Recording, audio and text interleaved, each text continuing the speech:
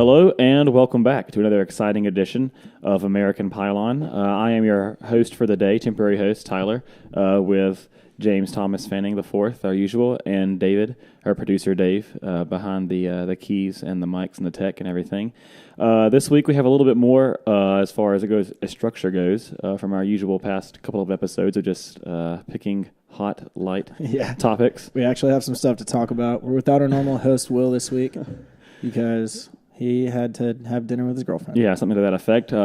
Happy 1 year, Will and Natalie. At least that's what he told us he's doing. So we believe it. Congratulations to the happy couple, but for next year, try and avoid your anniversary dinner on a night we're recording. Yeah, because this stuff is important. Let's work around that. So it's just us three tonight with just Jimmy and I on the camera, so you can look at us if you're watching via YouTube. And for all of our listeners still listening and watching for all these episodes, I do want to say thank you for still tuning in. We love doing this. So if you want to hear anything different than what we talk about or drone on about, we are open to any topics before football season gets here, just because it's fun and we like. We are in peak off season right now. Good call. So. Any sports topic, really any topic, we can play with it. It's fun to talk about stuff that is usually not the norm that we find that we are passionate about. So just to keep it spiced up, you can throw some ideas. But today we have a few things to talk about. I guess first we'll start with some of Jimmy and I's bread and butter of UGA starting spring practice.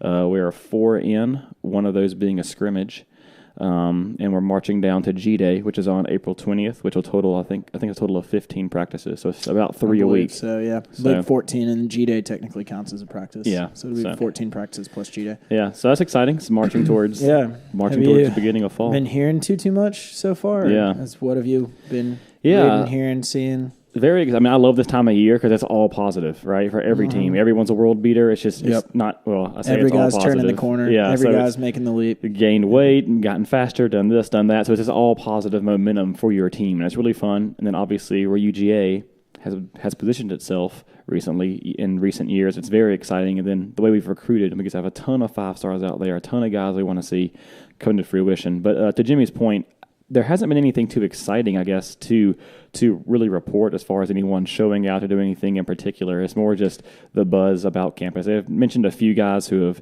they say look quick in drills or really fast, but anything that's real of real value, the media doesn't really get to view that just yet, or they get to review the first couple of minutes of practice. So they get to say, I didn't see a pass get dropped versus air. I got to see, so-and-so looked faster. He looked a little slower. He looks more in shape. And again, that stuff's exciting in a way if you nerd about it like we do. It's more just about some players that you're excited to see in spring practice. So, Jimmy, do you have any players you think here? No, if you're looking at a few guys that I think could sort of step up, turn the corner, make the leap, whatever you want to call it this year, one of them would probably be J.J. Hallman is one that we're all pretty excited to see. He was kind of came on as wide receiver 2B, maybe I would have called him last year. I think Riley Ridley was kind of our go-to guy on those big plays, and then Mecole was kind of our big play guy, and then Terry Godwin was just old, reliable kind of. Sure. So maybe Hallman got a little bit lost in the shuffle, but when he did get the ball thrown to him, he flashed. Yeah. And there were some play. I believe it was the Florida game where he just went up and just ripped the ball away from two corners. Yeah. In the end zone. So it's kind of his team now, it seems like, in terms of returning production. Right. So he's one that I'm really looking forward to see, just because we've been reading about how he looks the part so much for 2 years on the practice field, and it hasn't quite. He still does, yeah. Yeah, he's a big guy. He's in real good shape. He's kind of a prototypical SEC wide receiver. So I'm excited to see him be, option A and be on the field 80, 90% of snaps or whatever it is. So he's somebody I'm looking forward to. And then what about the other defense? One would be. Yeah, I was going to say, on offense, I was going to say also Demetrius Robertson. Yeah, I think we're all excited to see. 5-star transfer. If you go back and listen to some of our earlier podcasts from last year, we were pretty fired up about him and just never quite worked his way on the field. I think he had some guys that have been in the program a lot longer than him that he was competing with minutes directly for, and there's only so many offensive snaps, only so many touches to go around. Mecole kind of took that slot position and never really gave it up, so I'm not sure if we'll see him in the slot using that quickness or if we'll see him more at wide receiver trying to take the top off defenses, but from what I've seen, he's really been studying the playbook, buying into the strength and conditioning, which was another knock on him. Playing in the Pac-12 for a year, he just wasn't physically ready to play in the SEC. So he's one I'm looking forward to. Yeah. They said he didn't record a single catch last year. Yeah. And it was not a single reception. He had that touchdown on the end around. Versus Austin P. Was it First Austin game? P? Yeah, very first game. So you saw that speed right off the bat, but it might have been that you heard different things from different people. Yeah. That he wasn't performing that well in practice. He wasn't learning the playbook. Wasn't as willing of a blocker as some other guys were. So whatever it was, you're hoping that this is kind of the year the light comes on. Yeah, I would hope so. I mean, year 2 in the program, you would think that's kind of the natural progression. I just think from a fan's perspective, that early touchdown for him was almost to his detriment because it created just more buzz about him, about who he was going to be. And it was he the came only in play so hyped up, and then it added to it even more. Never really took off, which was unfortunate for him, but I do agree. I mean, he's definitely an exciting piece that you can see as an easy plug for a Miko or a Terry Godwin, just the body style, the electric, athleticism that he brings with how fast and what he did at Cal. I mean, as a freshman, I think, was it 70 receptions? Something insane to me. In the high 500 yards and 9 touchdowns or crazy something. I mean, I think UGA, we don't see that. He had more, so he has more college stats than anyone we have returning. And he had more anything as a freshman at Cal than anyone we have returning. Right. So I think his freshman year at Cal would have been like our second or third leading receiver last year. Yeah. Yeah. So, I mean, they don't play defense out there. Everybody knows that. But they have said that they've noticed him at practice. One of the few things is that he looks a lot more natural. He's not asking as many questions. He just seems to have a confidence as far as just not having to be lost out in practice. He's walking around knowing where to go, who to do, almost who to do. What to do. What to do, who to instruct. So it's kind of... Watch out, Kicks. We have our. If you're watching on YouTube, we got our house mascot dog running today, around here. So anyway, but yeah. So Demetrius Robertson is definitely an exciting piece for me offensively. I think outside from can we have some production step up from wide receivers? We lost a lot there. Is Zamir White? You know what you're getting with DeAndre Swift. You have Brian Herrion back. We have an offensive line back that's going to be a little more, a great boost to any running back we have back there. I agree with that. Zamir White, again, like we said way back when, some of our earlier episodes, and some of 5-star running back commit, number 1 running back commit out of the country last year, tore an ACL his senior year in one knee, got to spring practice last year, tore ACL on the other knee, and a non-contact injury. And so this will be the first time in... That was the episode we had Kirby on. Yes, that's right. We haven't been able to get us to call us back. So this will be the first time in, I don't think it's quite 2 years, but I know he missed his high school playoffs because of his first ACL injury. So it's going to be quite a while that this is the first time Zamir White's played football. So I'm very excited to see what that young man He hasn't been cleared do. for contact, so he won't be practicing they say spring practice. Non-contact. He'll be running drills and stuff, but nothing in scrimmage. So I kind of hate, because that's a long time for a guy not to have hits on his body, carrying a ball and getting used to the grind of that. So I'm sure there's going to be a little bit of acclimation period. So we have to be patient. I agree, I think that listening back, watching film on ourselves from the earlier podcast, I think we got a little caught up in all the star ratings and all the hype of all these younger guys. But I think what we're starting to see is with the roster that Kirby has built, and just when you're more realistic about the SEC, it's really hard to make an impact as a freshman when your roster is just as top to bottom talented as we are. And then it's really hard to be 100% the first year back from a major injury. Yeah, as admirably as Nick Chubb played in 2016, he was much better in 2017. Right. This is a good thing too. I was talking to someone at work just about those injuries. The two guys that I forget his name, but Goody. No, you're talking about ACL tears. Yes, but the trainer we have, the head trainer, Sinclair. Is it Scott Sinclair? Isn't that? Or is that the Alabama trainer? Those always go hand in hand, and I forget which one. We should know better than that, but. If you want to look at a successful track record with 5-star running backs that we have seen come back and do very well, and then go on to the NFL and perform well. Look at Gurley and look at Chubb. You got Chubb. So if anything, those are in the same vein, just a good something to reflect on and look back and have a little more confidence as to what we can expect from Zamir, so long as he's the same guy or close to the same guy that he could have been. And I think Zamir's injury would be closer to Chubb's than Gurley's, in that, it was just a clean ACL tear and it popped and it was non-contact. Chubb's was pretty nasty. That's fair. I mean, there were multiple tears. It was pretty violent. Yeah, it went backwards. It was. That was looking back on that. Yep, makes me hate Tennessee some, even though it wasn't their fault. But their stupid field, though. When we played there in 2013, I think we had 2 guys tear their ACL and one guy mess up his ankle or something. That field is. I mean, I think if their alumni would just put a little bit more money back into the program, they could probably afford something nice. But, that's another time, another place. Another topic for another time. But then sticking with spring practice, the switch to the defensive side of the ball, I think just on the whole, for me, it's just the linebackers. I am most excited to see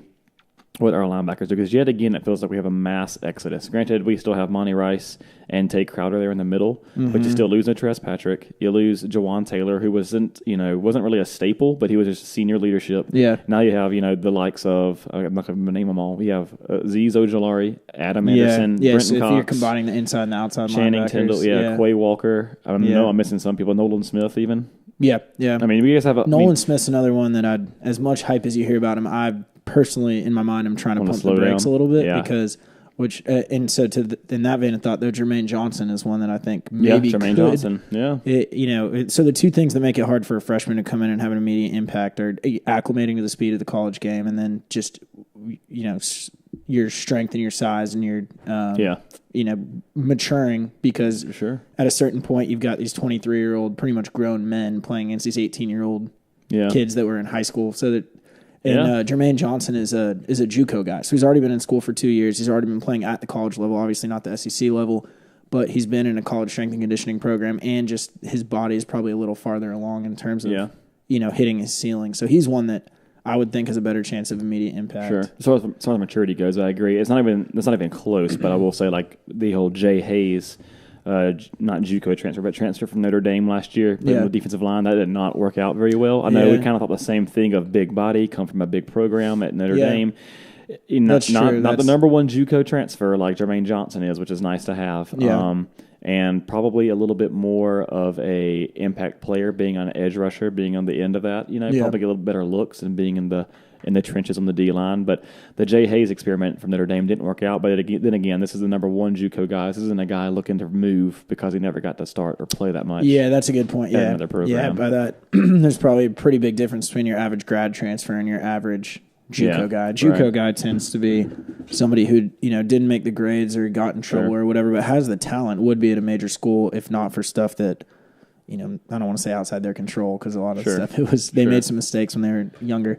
Whereas the grad transfer is somebody who just flat, hasn't gotten to play and is looking to maybe get a shot at the NFL, maybe just get a change of scenery, something like that at the end. So, but Jermaine Johnson's one I'm excited about. I'm excited to see the interior defensive line, just because we, in terms of like the 5 technique, the 3 technique, if we have Jordan Davis playing at the 1 or the 0 or whatever, I don't feel like we've had. It seems like every single year Bama has that nose guard that goes top 10 in the draft and that you hear about all season long and just like wrecks game plans. Yeah. And we just have not. That's Clemson now. Yeah, exactly. And we just have not been able to play at that level as far as the interior defensive line. I feel like. I feel like we put, like, obviously we got DeAndre Baker, we had Roquan Smith very recently.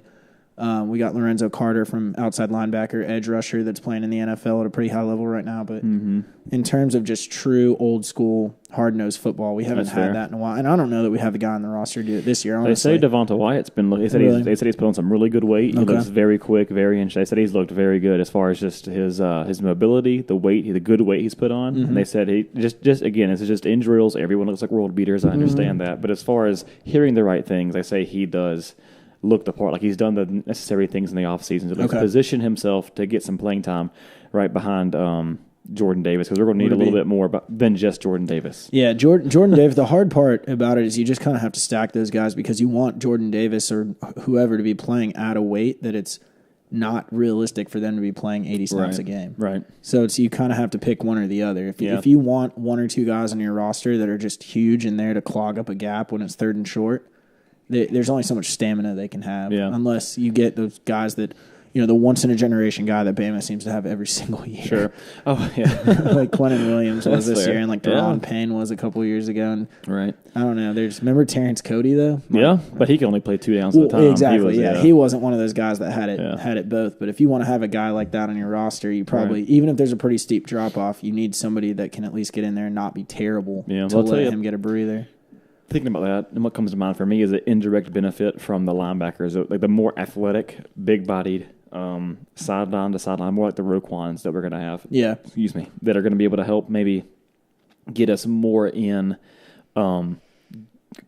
or what? How am I trying to say this? The defense is going to be in passing situations more often than what we've usually seen. I would expect that to be a benefit from the athletic linebackers that we're going to have that might be able to be a little more friendly to we're not going to have a big-bodied guy. Now, I still want him. I still want Jordan Davis to be there. Yeah. But may not have to have two. Granted, it's hard to depend on that every single game in and game out, but I'm hoping the more athletic and bigger-bodied linebackers that we have now are going to help are going to help on that the rotation on the defensive line a little bit more. Being able to put guys in there for two, send just a guy out there for third down, a lighter guy just to get after the quarterback and then or contain. And then, we play ball. Because, we have definitely not had the quarterback hurry, quarterback knockdown, or sack numbers, I guess, defensively. That's how Bill Conley quantifies pretty much like any play that results in a net negative havoc play. Which is a good point, and I haven't touched on this, but all the different changes in coaching, too. So expect all these pieces to work and be excited, but as most of you probably know, or if you haven't heard, we have a new offensive coordinator since Jim Chaney left to Tennessee, and we have a new defensive coordinator since Mel Tucker went on to be the head coach at Colorado. So now we have Dan Lanning as a defensive coordinator, who was the outside linebackers coach last year. Schumann is the co-defensive coordinator, right? Yeah, and then Glenn Schumann. Assistant to the defensive coordinator. He's inside linebackers coach. And then we have James Coley, who is now our offensive coordinator, who was actually the quarterbacks coach last year, who took that away from Jim Chaney when we made him the tight ends coach. So all that made sense to you and you kept up to it. That has been the movement that we are kind of relying on. Things. I don't know what the heck to expect out of all that. I mean, Kirby. So the defense is going to go as Kirby tells it to go. Sure. So Kirby can get up there in the press conference, and he may just be blowing smoke and trying to put up a smoke screen for other teams or whatever. But for the most part, he's not really a guy that beats around the bush. Like, he says what he wants to say, and then if you ask him a stupid question, he'll just tell you you're being stupid, like he did to me one time.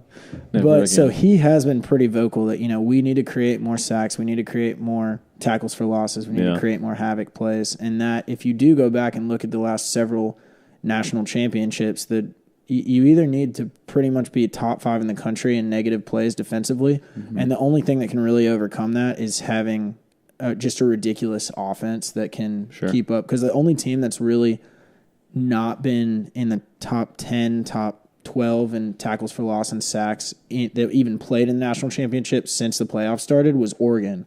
But that's when Marcus Mariota won the Heisman and was their quarterback. 14. Yeah, the very first year. But other than that, and it's probably skewed a little bit because it's been Clemson and Alabama so much, but they're there for a reason. Yeah. And they're there because it's consistent. Yeah, they're there because they play really good defense. As good as Deshaun Watson's been, as good as Tua's been, as good as Trevor Lawrence has been. I mean, the defense as a whole has really been. Yeah, he took them. He took them all the way there. Yeah. But you have to create negative plays. Yeah. And Kirby's thing has always been like, make them earn everything they get, make them go 14 plays, and if they earn it, tip your cap. But ideally, somebody will throw an interception, somebody will fumble, something will go wrong. And, I think we've been so close and it hasn't quite been good enough so far. I like to see Kirby say, okay, back to the drawing board. Like, it's been 2 years that we've been ahead of Alabama and they've come back and beat us. So, we're not just going to stick our head in the sand and be like, well, if we do it enough times, eventually we'll. Sure. Because that was kind of the Mark Richt approach. He was like, if I just keep everything the same, eventually the ball will bounce my way. And well, I like the let's go get it. Yeah, well, with Dan Lanning being a young, I think he's 31, 32, which is the most perfect job. Like our age. I just think, and that's incredible. Being a defensive coordinator at UGA, living in Athens, at the age of 31, 32, making, what was it, $750,000? Something like that. Something incredible. Yeah. What a job. What a life. That's awesome. I mean, good for him. And that's exciting to see a younger coach, a lot of energy. I do expect to see us to be a little more maybe aggressive. I don't know if that's just a stereotype for younger coaches of wanting to be more aggressive and make a splash in the pan. But to your point, I think Kirby will definitely have his hand on the majority of the decisions made there. Yeah. But exciting changes for sure, the coaching staff. So more of a negative note of the team. Changing a little bit of the tune and another topic, little subtopic for UGA before we move on to anything else. And a little bit of a negative light for us. I think UGA holds a strong yet early lead for the Fulmer Cup with 4 arrests in the offseason this year. For those of you not familiar, the Fulmer Cup, I believe it was started in 1996 or 5, something like that effect, where Tennessee, named after famed coach Philip Fulmer from Tennessee, where they had so many arrests one year that they started holding a Fulmer Cup in the offseason for whichever team had the most arrests. And I think it's I think you get certain points based offenses on, the have higher points. Felony is worth more points than a misdemeanor and stuff like Yeah, that. and because we're fair, we're not just completely biased about UGA football. We really are. And these arrests will have nothing to do with the outcome of our season. We've had 4 arrests ranging from parking and stopping a vehicle illegally, which I'm assuming is downtown, because everyone knows the parking situation downtown Athens is a horrible. Trez Patrick got that 2 years ago. He stopped about rolling paper. We had Tyler Simmons, unfortunately, and who was the other guy? It's a 5-star, Tyreek Stevenson. 5-star. They were apparently involved in the same little altercation and a little night entertainment place called Cloud, I think. It's called Cloud. Which I don't know who goes there. I've never been in Cloud. We went to Cloud before it was Cloud. But what was it called when we were Sky Bar? Or no, that's in Auburn. I don't remember, actually. It was called something. It's upstairs over kind of. Just remember the bubble lights. Yeah, it's above, it's above Generals. If people from Athens remember, Generals and Barcode are next door to each other, and there's a real skinny door in between them, and then you go upstairs, and Cloud is kind of like a clubby, like loungy type feeling. So we had Tyler Simmons of fame, the block punt in the national championship 2 years ago versus Bama. He was totally onside. He was definitely offsides that night when he got arrested. Unfortunately, along with 5-star cornerback and early enrollee Tyreek Stevenson from Florida, and then we had 2 others. I don't even remember. Jaden Hunter got, and that was a pretty ticky-tacky arrest. He got pulled over. His license had expired. Okay. So I guess if you get pulled over with an expired license, which reminds me, my license expires in less than 2 months. Learn here, kids. It's like an automatic. They have to take you to jail and book you and stuff, which seems like overkill now that Uber exists. Sure. Like it's one, if they need to impound your car, I get way back when they made that law, they're like, well, we're not just going to leave somebody stranded on the side of the road. Or in a college town when you have a coach to come pick someone up, or you can you can walk back to your dorm. Walk back to somewhere where someone can get you. Go get on the bus that someone's going to know. Leave your car here. We're going to tow it. That's going to be a thing because you're not going to drive, but we're not going to take you to jail. So, I think that one will be much more. I mean, he'll obviously need to be running and stuff. And sure. He'll be punished internally. I think that's more of a lesson for Kirby to be like, hey, you got to pay attention to this stuff. You got to be a little more self-aware than that. But he will probably get off quite a bit lighter than the guys who got into a bar apparently altercation. Were in a fight in the bar and it spilled out into the street. But the bar has denied to press charges. So I think there's a few things there. We'll never know, but I think that's looks bad for business if you start to that's the go thing. up Even against if war. the bouncer, honestly, I feel like if there was a bar fight in Athens, the bouncer broke up and then tried to press charges, the bouncer would probably get gone, told to shut the door. The bar get on. Like, never mind. Yeah, that's a tough one. But regardless, doesn't look good. I mean, obviously, you want a level of focus there. You want a level of discipline and maturity. Kirby's even said it, and I think we've all felt this. We said it last year too. There seems to be a void and lack of leadership right after the exit of Sony and Chubb and Roquan and these guys and Ledbetter. He was there last year, but there just seems to be a lack of the one guy who's on it now. Fromm, I think, is there. He doesn't seem to be that. Let me straighten you out, son. I've been here, been through hell, and he's been through all of it. He's been through 2 tough games with Alabama, a bunch of he's been through a lot of stuff to where he can certainly has experience and can speak more confidently to what's expected, what failure looks like, hard failure, just like Chubb and Michelle and those guys went through. But we just don't seem to have, and I agree with Kirby. It's not, you can't make it happen. Guys have to have it in them. There just has to be a natural thing that takes over a locker room. And I wonder how much of that though is are we just spoiled by the fact that Sony and Chubb might have literally been a once in a generation, once in a lifetime duo that were best friends that played the same position that came back for their senior year that were they're such good ambassadors for EG. I don't know. Yeah. I don't know what it is. And there are teams that have great leaders that, you can't control everybody. You can't make people act a certain way. I understand that. Yeah. But there's definitely something to be said, and we can all sit here and say it too. When there is someone around your age or close to you, whether it be at work or at school or in the locker room, that has a certain level of confidence and they expect something of you, but yet they can carry their own weight and they're very successful and they're going to be successful, that definitely is intriguing. That makes me want to do better for them. I want a piece of that myself. So you're definitely more inclined to. It's like there's a message there. It's not coming from up top. It's coming from right beside you. Which is Kirby can sit there and yell at them all they want and make them run stadium steps, and they do know better. But you just want to. For me, like Tyreek Stevenson, that hurts me the most. Like Tyler Simmons, okay, he's been there, probably should know better. But Tyreek Stevenson, that's so early on already. Yeah. You know, there has to be somewhat of a stereotype of just 5-star players or guys who are coming in and think the world owes them something. They've been told how great they are. Yeah. Then you go in there and that's the first thing you do. Like, you have to be told from day Yeah, one. You're he leaving your has. mom and dad's house. He's been You're on being campus told for that 3 weeks, 4 weeks. I mean, come on. You know, it's just so that's tough. But anyway, it's just maybe to wrap that up just really quickly because it's negative. But UGA not the best headlines thus far as what would grab headlines. Yeah. Luckily, I mean, it hasn't been us. anything. Because I was looking at the former. There's an official Former Cup Twitter where they just tweet out they just retweet the university barstool tweets about the players or whatever. Yeah. So there's been some ones where like people were arrested for stuff that actually matters, like like hitting women or fighting a cop or whatever like that. Mm-hmm. So it is to go look at Georgia and it's like, oh, some college kids got in a bar fight. Sure. Like, water's wet. I mean, it happens. but you obviously you don't want it to happen, and sure. they'll pay for it, and hopefully there'll be better young men for it. But yeah. could be worse. I don't think anybody's going to miss any playing time. I agree. I don't think this will affect anything as far as how our season goes. I mean, it's nothing big. It's nothing really distracting, in my opinion. Yeah. It's just more. I don't know. It's the off season, and again, like Jimmy said, I mean, how about this? There are fights that happen every night in downtown Athens. If someone's out, I'm willing to bet. If not every night, at least every weekend. Just who these guys are, that's going to grab. You still got to be better. You're asked a lot. There's a lot asked of you because someone can pick you out in a crowd and you're going to look like an athlete. You're going to be a bigger guy. Some people might recognize who you are just because of recruiting and how we follow it and how other people follow it. So you're going to get a little bit more of attention or maybe some words said to you or something. Yeah. Something's going to come to you.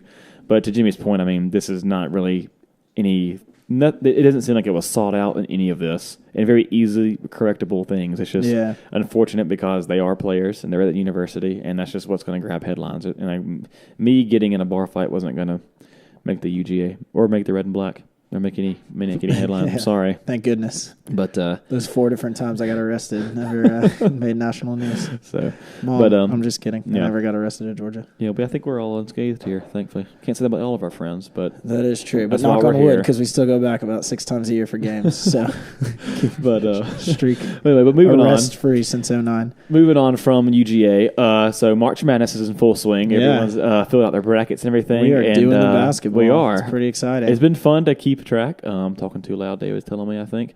But it's been a fun tournament so far. I think you and I both have watched this one more recently than other years past. I've been paying a lot more attention to basketball this year. It started with I went to Chicago for the St. Patrick's Day and was with a lot of Tennessee fans. And Tennessee played Kentucky in the SEC tournament. It was the semifinals.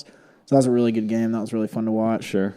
So I got Tennessee in my Final Four. I think they're a pretty good team. Okay, I have a hard time believing that just because every game they've won has been pretty ugly. I feel like they got blasted by Auburn. Here's the thing about Tennessee. This is my opinion based on not watching very much. So I may have friends that are like, "You're an idiot. This is wrong." I think that they're a very, very gritty team with a lot of seniors. So if they win close games, they don't lose close games. But I don't know that they have, a stacked roster full of future NBA guys like a Duke or UNC might, that if they get down like 12 points, it might just kind of be over. Sure. So that is if they can keep any game close. Oh, kicks, come on. Then they have a chance to win it. Sure. But I think the key to the tournament success, if I'm Rick Barnes coaching the boys, is you know the coach's name. Wow. Yeah. I'm like in the know. So you think Tennessee Final Four wins it? No. I have them losing in the Final Four, and I have Duke over UNC in my championship game. Interesting. Okay. Yeah. Yeah, but I don't know. Duke they looked mortal against UCF. Yeah, they have. That game. Well, that guy, Taco, that was pretty cool. And the way they won that game was incredible. With Zion's missed free throw and then other guy. Yeah. Well, it looked almost purposeful. Like Coach K drew that up. If you go back and watch, Zion, he's almost leaning forward on his tiptoes when he shoots that to almost purposely go off the front of the rim to put it back and go ahead and get it easy two. I say easy two. They knew Taco had just fell out of the game for UCF. That was the thing. If Taco hadn't fell, we're probably saying his name totally wrong. Yeah, I think it's Taco. Taco? I think so. like a Taco Tuesday? He's like 7'13". He's tall guy. Yeah. He had a really cool story. No. He was just born and raised in Africa. Senior night was the first time his mom had ever seen him play in person. Really? Can you put that bottle away, Jimmy? This is That's what happens when Will doesn't, show up. There we go. Get it together, But jeez. but that was a crazy way for Duke to win because obviously it takes a little bit of luck, and I think you got to win multiple ways. But you're right, they looked mortal, and it almost happened at the perfect time when Taco goes out and and they put it back in. The UCF kid that missed the putback as time expires, I think he's gonna. That's a heartbreaker. Have nightmares about that the rest of his life. I have Duke winning in one of my brackets. I'm sure a lot of people do. That's not a surprise. I'm so sick. Duke is Alabama of basketball. Obviously, everyone knows that, and everyone's a Duke fan. If they're a football team, if they're a school. How am I trying to say this? If your football school sucks at basketball, I feel like I guess everyone just switches to Duke. And that's what I've grew up around. I know a lot of people that David and I know, they're just Duke fans by default because UGA basketball is not good at basketball. You know? So I'd say Duke, UNC, and Kentucky probably command like 80% of the fanship in the Southeast. Yeah, for sure. I mean, I wouldn't mind UNC winning it. They're kind of in the same vein. It's just now in my adult life, I have more friends that went to UNC. I don't know a single soul that went to Duke because they're like all from New Jersey maybe it's because of like the Duke or UNC has like a warmer, friendlier shade of blue. But like in my mind, I'm the same way. It's like UNC is the good guys and Duke is the bad guys based on literally nothing. Yeah. I don't know. I will say Auburn has been very exciting in the tournament. That was my next point. Yeah. Auburn's been a blast to watch. They have been. They're just fun. And I know I say that coming from a little bit of an Auburn background growing up. My parents still very much into it. And it just goes to show you if you turn into a basketball school like Auburn has. My parents are all about Auburn basketball now. They watch every game. My mom Georgia knows basketball all the players. is so back next year. With Anthony Edwards. That. Yeah. Ant-Man. He's coming. And I can't wait to be an obnoxious Georgia fan. That's be like, I was here the whole time. What are you talking about? It's going to be fun. But watching Auburn play, I mean, they are so fast, very good at defense, very dangerous to live by. I understand that, but they live and die by that three. They do, and that's not sustainable. That's the thing is like it's not. I mean, they blew out Kansas, but they're going to have a game where all of a sudden they shoot like 22% from three, and they're going to lose by 30 points. But my God, when they're on their phone, I think it was versus Kansas. I think they hit 12 or 13 field goals in a row. It was just nothing, and everything was going in. It was just that, and they were swatting all the balls. It was just they were a fun. That's a fun. Go back and watch those highlights. They were just. Bruce Pearl's got them playing. I mean, they're playing really well. They were shooting like 64% from the threes at one point, which Brent Johnson, when he was here this week, and made a good point that I never thought about is in terms of how valuable it is to your team. And it makes perfect sense. A three is worth 50% more points than a two. So if you want some perspective, you can use that to translate what your shooting three would be relevant to shooting in the two. So when they were shooting like 60s, that'd be like equal to shooting in the mid 90s from the field, which is insane. Yeah. So it gives you just some sort of perspective of how impressive that was that they were playing Kansas like that. Yeah, I do hate it. Shout for out Auburn. Brent. Thanks for telling me that cool math. There's Brent. Shout That's out for the week. Trick. But yeah, it's obviously fun to watch a program that really hasn't been good since Charles Barkley kind of come in and really give the SEC, if you want to, at least cheer for another SEC program, something else to be to be proud of. The SEC is a full quarter of the Sweet 16. Yeah, no, it looks good. Basketball conference now. we own everything. We are so back. Yeah, we got Kentucky, Tennessee, Auburn, and LSU. Yeah, and Florida got waxed. They got smoked by somebody. They lost Michigan. Okay, Michigan's a pretty good team. Yeah, they are. I was looking at the top brackets in the country, and so I'm sure there's a zillion people tied for first place right now, but I just clicked on a random person's name. So he's only missed 3 games, and he has a perfect Sweet 16, and he has Michigan as his champion. That's bold. It's pretty cool. Shout out Jason Willick. I think he's a listener. If you're listening, there you are, Jason. Thanks for listening on the watch. But yeah, it's just back to Auburn and wrap that up real quick. Live and die by the 3. I guess think there is going to be a day where they can't, and if they can squeak by it, to me, I think it would be the most fun to have Duke. Auburn, in a way, just because you have Zion Williamson, who is just incredible athlete, fun to watch. I don't think Auburn could defend him. Not many people can anyway. So I think Duke would ultimately win that, but then watch him just have a heck of a game, and then watch Auburn just like shooting threes all night. Like that is some fun basketball to watch. If you're Auburn at that point, obviously it's a national championship, so you care about it. But if I'm Bruce Pearl, I'm talking to the team, be like, look, guys, we're playing with house money. Like nobody ever expected us to even make it to the Sweet 16. I don't think you said that. I mean, not like that, but you would dance with the one that got you there. Be like, we're gonna shoot the hell out of 3. Yeah, we'll see what happens. Yeah. We'll check the scoreboard after the game, but shoot or shoot, and do not stop shooting. Yeah, that would be my. That's what he tells them. That's what I think it was versus Tennessee even, and then in the SEC championship game. They came out. They didn't start so hot, and he was like, "Just do not stop shooting." And they caught fire. And Tennessee, there was even one point where they were just going back and forth, Tennessee and Auburn both. Yeah, and to give Tennessee credit, there were several points in that game where they battled back and they were answering every single Auburn, but Auburn just couldn't not miss. Yeah. So I mean, they'd go back and they'd trade threes like 5 possessions in a row, just be like 3. That's just fun. So I would obviously it's a little personal reasons for my family, but then just the type of basketball they're playing. It's not boring. It's not possession. It is exciting 3-point basketball versus Zion Williamson and the blue blood of college basketball. That would be we would get Tennessee Auburn in the Final Four if we got that matchup. Yeah. So I think it goes. So but Duke Auburn is a possibility. Yeah. So that would be exciting. But that's it. I know everyone's brackets are busted. I'm in a couple at work with some guys here.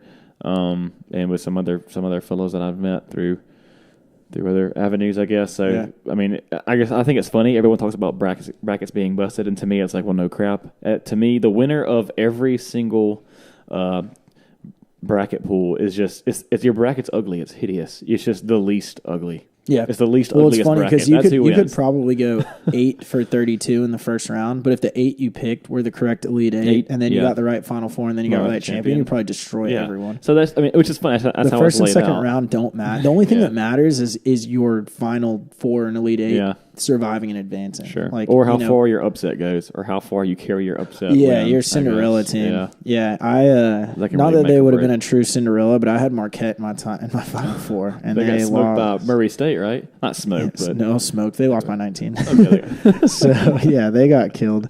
Yeah. So and then Murray State got killed by Florida State. So all around that was not a good pick. Yeah, I'm looking forward to it. I mean, the next games aren't until this weekend, really. So Thursday, Tennessee plays tomorrow. It's today, Tuesday. Today's Tuesday. So Tennessee plays Thursday at 7:30. Okay, I saw most of them between night. Yeah, I'm gonna get together with my Tennessee friends, Jess and all her coworkers and college people and stuff, and try and watch that game. It should be pretty exciting. Those are no friends of yours, Jimmy.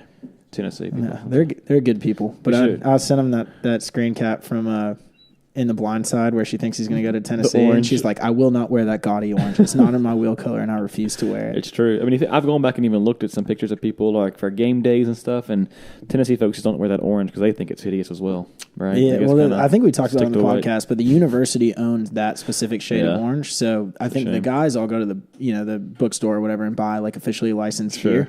But if you're a girl, you can go to any one of those boutiques in Athens. You can go to any one of those boutiques downtown and just get like red or black. Right. The university doesn't own those colors. Right.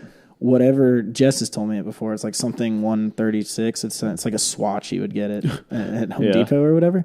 That it's like an official shade of orange that UT owns. Oh, there you go. So the girls at UT games, they're just like, forget it. They don't even care. Is the one that looks like she's on her way to an Alabama game, and one is on her way to a Texas game, and one's going to an Auburn game. It's every shade of orange you could imagine. No school I would send my kid to. That sounds horrible. It's a fun game day experience. You and I have been there together. Yeah. No, it is. It is. I like Knoxville. I just want to go back there and win, which would be nice. Which could happen this year, or will happen this year. Will happen this year, October 5th. There we go. I believe. Yep, so mark your calendars, people. All right, and I guess before we move to our next topic, I do want to give a shout-out to our good buddy and friend, Ed Freeman at State Farm. I know we always give him a weekly plug, so if you have any insurance needs, whether it be a boat, a house, a car, a life, a child on the way, anything, if you have any concerns with any coverage or anything you have in your home that you want protected. A new house. David's house is on the market. I think it's under contract, but if it falls through, we'll have you. We'll get you. If you offer him more money, he will back out for sure. We'll get you in contact. But shout out to Ed Freeman State Farm for always being a good friend of ours when we need them, and for sponsoring the podcast and for the sweet swag we give away weekly for our contest for y'all. Yeah. For those of y'all that participate. Yeah, Ed, we need more free stuff so we can do another giveaway. But on to our next topic real quick is a sad day in a very short career that I hate to see go.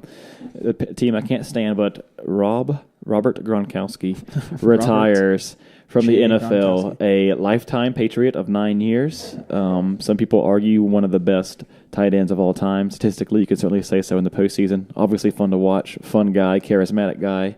lifetime He's an partier. interesting guy, yeah. I don't think he's fully done, but still, I guess His agent said that. Did you see where they had like a press conference? Yeah, if he were to call back, he would. Yeah, he said, he's retired, but people change their mind all the time, and if he feels good middle of next year and Tom Brady calls, could you imagine just what a ridiculous wild card that is that the Patriots you just call up.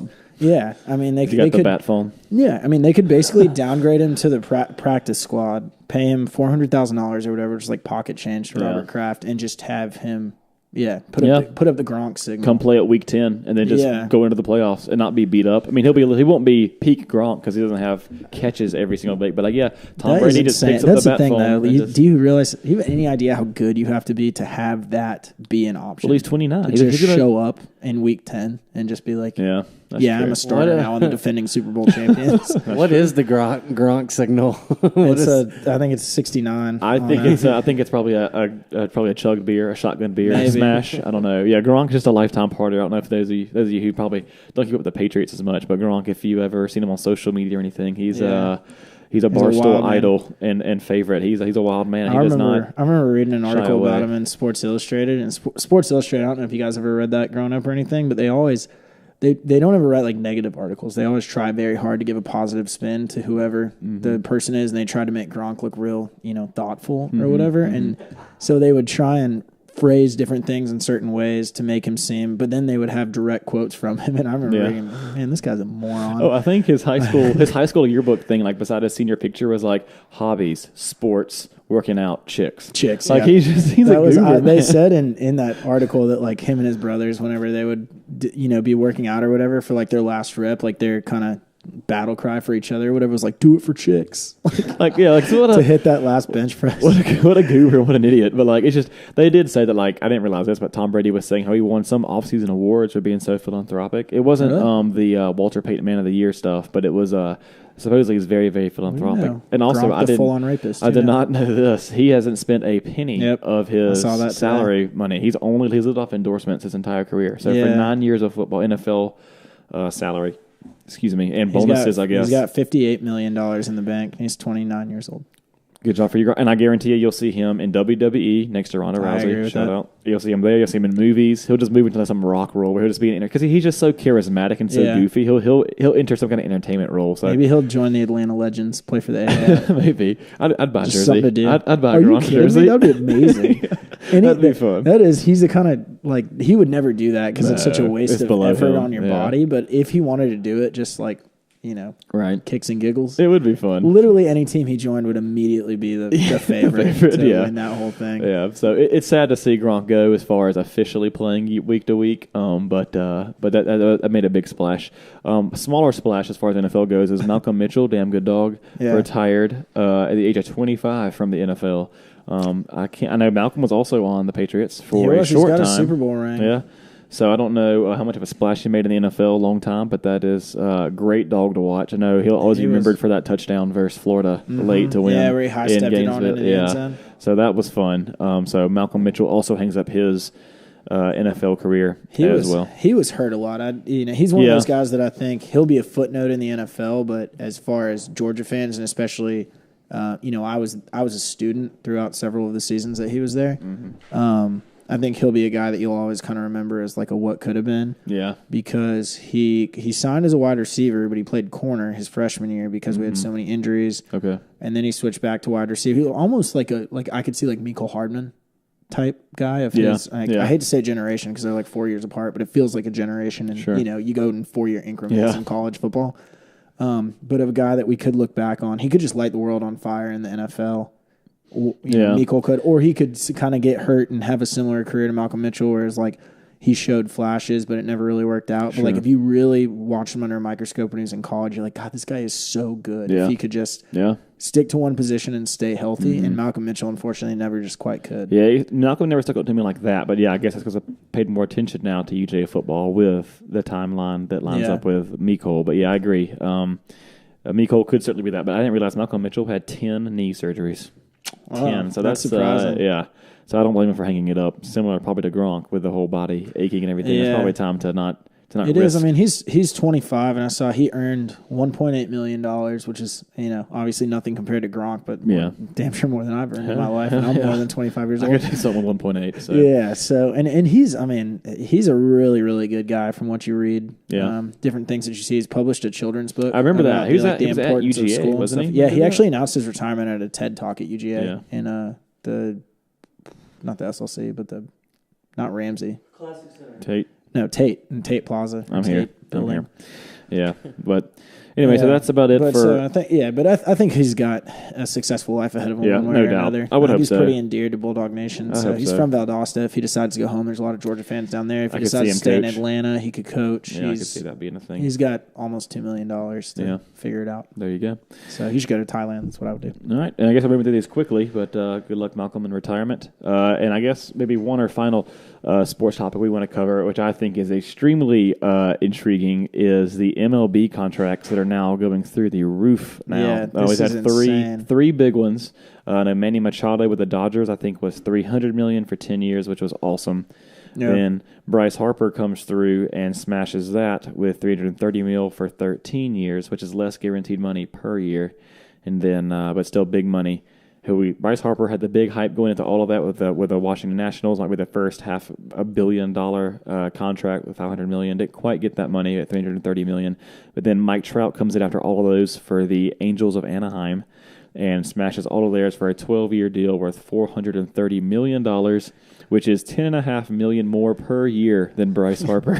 So Bryce Harper, you poor idiot. So Bryce got outplayed there. Could you imagine only making $330 million while your friend on the other side of the country makes $430? Yeah, so that's just, to me, that's incredible. Just how, I mean, obviously, from back in the day to when our parents kept up with sports to now, that's just a trend of where contracts are going. And when our kids are watching sports, these are going to be petty numbers, and I understand that. But true. Money is just baseball. I mean, I saw that. I was like, when I have a kid, I'm going to sign up for baseball from day one. I'm just going to start throwing the baseball, and we're going to figure it out. David, do you have any insight to that of why I guess they just have better, like a players union or players association, or like, why do baseball players get so much freaking money and it's all guaranteed? I have no idea. It's absolutely ridiculous. I know, it's insane.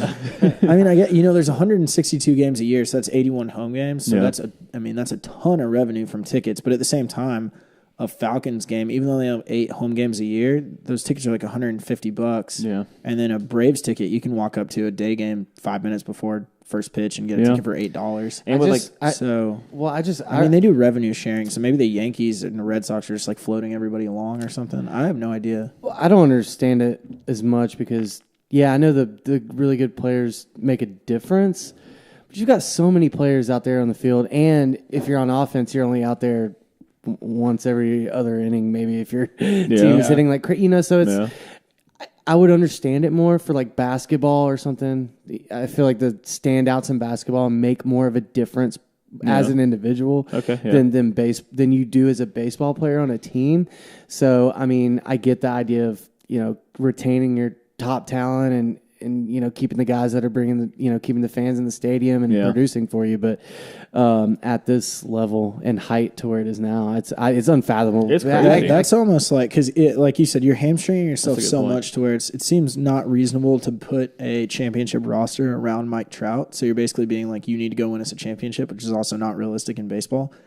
So I don't know if maybe at a certain point it's the owner being like, look, everybody loves him. Like, he's a worldwide name. Like, it's almost an investment to be like, we'll make it back in ticket sales, and I don't even care if we win a championship because, he's worth $700 million as a brand. So I guess, that's just, I mean, I agree. I feel like most of the guys like Giancarlo Stanton, even Bryce Harper, Mike Trout, some of these big name guys, or I guess guys in the past I can't even think of right now, who have gotten these big deals. Have they won a World Series? Have any of these guys won anything?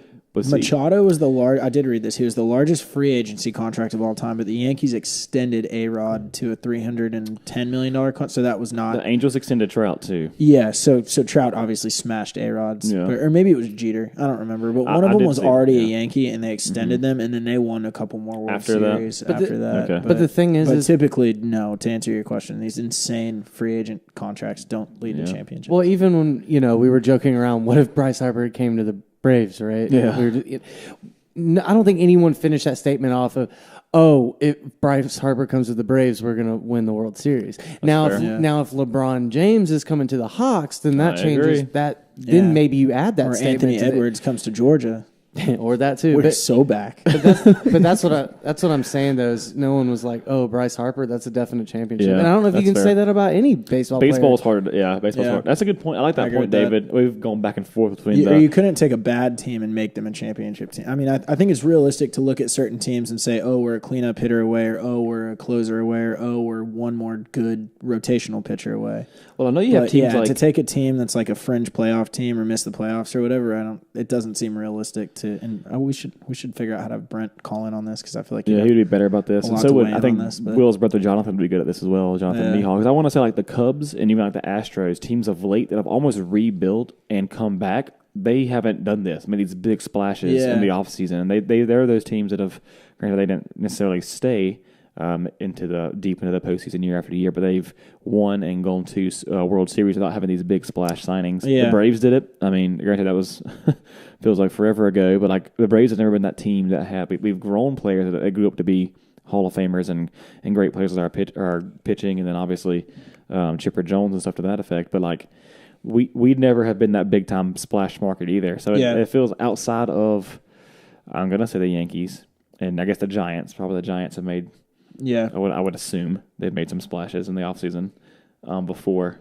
I can't think of other. San Francisco did at one point. They won a World Series every odd year or every even year. Yeah, every other year for like 6 years. Yeah. They won 3 out of 6. So somebody should look at them and I wonder how they figure out how to moneyball that thing. Yeah, because I mean, it's just that's the thing too. Is Moneyball became a thing with the movie that kind of how it got everyone's radar. But like people started moneyballing baseball to build a team, not just signing. The movie wasn't about signing the biggest. Yeah, it was about getting on base. Player. That was literally like the only metric that they. And now it seems that the attention at least is back on the big money signing. But who's to say? I mean, again, these are 3 different teams. We got the Phillies with Bryce Harper. We got the Dodgers to keep Manny Machado, or did he? He was a free agent, but he is. Where did he go? He just stayed at Dodgers. He went to the Dodgers, right? Or was he already? He was already on the Dodgers.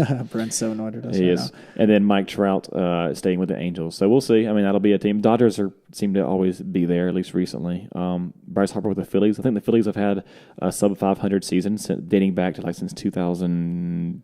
Oh God, I think it's like 10 or something like that. It's something crazy. 2000. It's been a while. From what I've read, that was before I really started following baseball. But they won a World Series or 2. And they won a World Series. Oh, I used to that hate season the Phillies with Ryan Howard. Always Sunny in Philadelphia. There's a whole episode about them trying to get to the World the Series. The Phillies just got old. But Ryan Howard exactly. They got old they fell off a cliff as far as their team overall. They managed it wrong, which is funny because then my hate shifted to the Nationals with Bryce Harper and Jason Worth.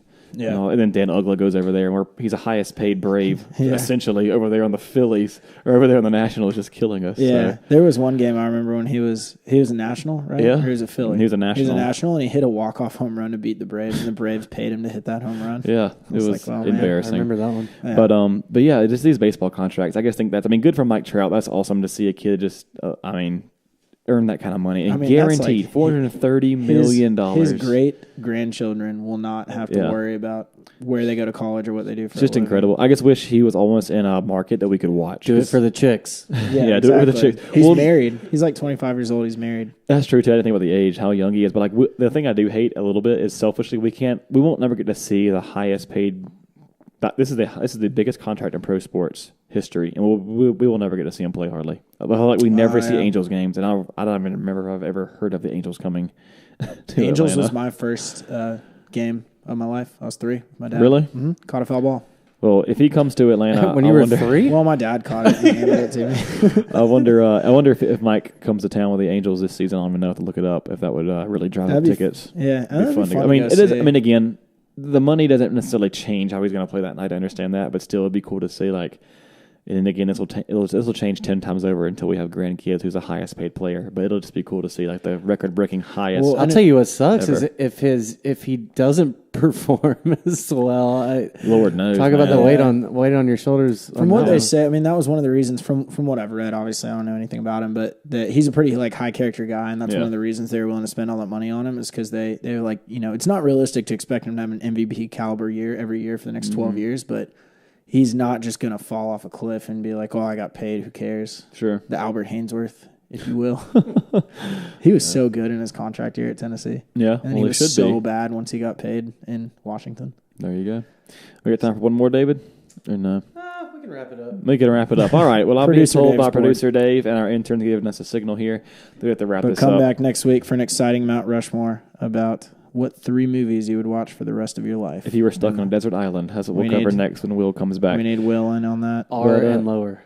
But from those of us here at American Pylon, I want to say thanks again for tuning in. Listen to us drown on about a couple of topics and our opinions on the matter.